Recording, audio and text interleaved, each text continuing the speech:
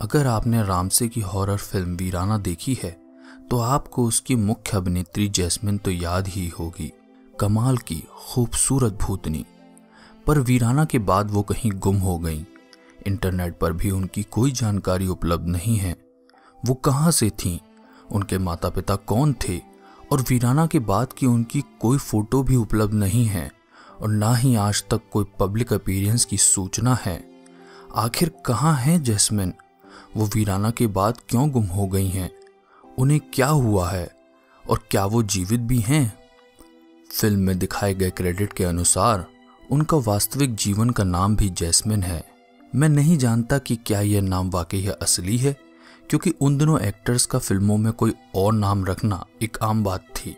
उन्होंने वीराना से पहले 2 फिल्में की थीं, सरकारी मेहमान जिसमें विनोद खन्ना ने भी उनके साथ अभिनय किया था, और डाइवोर्स।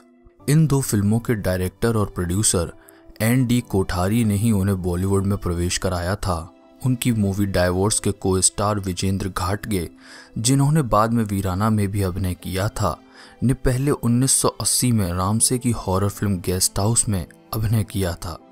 उन्होंने ही शायद जैस्मिन का परिचय रामसे से कराया था जब वो वीराना में मुख्य भूमिका के लिए अभिनेत्री की तलाश कर रहे थे। खास तौर पर उन्हें वीराना में उनके रोल के लिए याद किया जाता है। वीराना के बाद उन्होंने किसी फिल्म में काम नहीं किया। इस फिल्म में वो आखिरी बार पर्दे पर दिखी थीं। वीराना के बाद वो कहाँ गुम हो गई थीं? क्या वीराना के बाद उन्हें किसी फिल्म का ऑफर नहीं मिला था? इसकी संभावना बहुत कम है।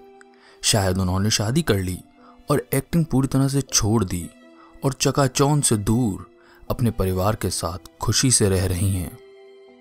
अंडरवर्ल्ड के साथ बॉलीवुड के जुड़े होने का एक लंबा इतिहास है। अंडरवर्ल्ड का एक्टरों और प्रोड्यूसरों से जबरन वसूली करना, उन्हें ब्लैकमेल करना, सेक्सुअल फेवर्स के लिए कहना, ना मानने पर उन्हें धमकाना, एक्टरों और प्रोड्यूसरों का खुद अपराध सिंडिकेट में शामिल होना जग जाहिर है।